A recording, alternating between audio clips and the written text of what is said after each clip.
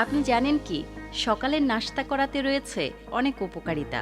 সকালের নাস্তা আমাদের শরীরের জন্য অনেক গুরুত্বপূর্ণ, কিন্তু অনেকে আবার সকালে খেতে পারি না বলে শুধু চা কফি পান করেন।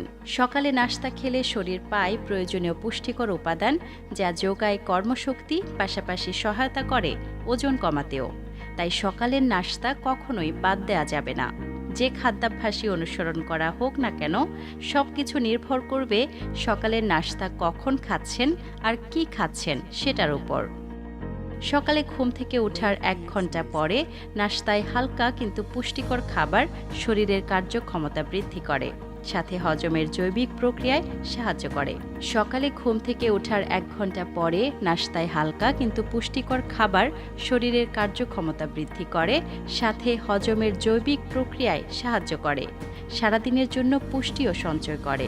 সকালের নাস্তায় রয়েছে নানামুখী উপকারিতা, এর মধ্যে স্মৃতিশক্তি বাড়ানো অন্যতম।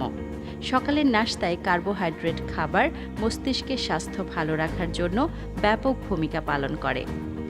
ভালো নাস্তা করা হলে তা মস্তিষ্কের উপর যেমন ভালো প্রভাব রাখে, তেমনি মানসিক চাপ কমায় এবং মেজাজ ভালো রাখে।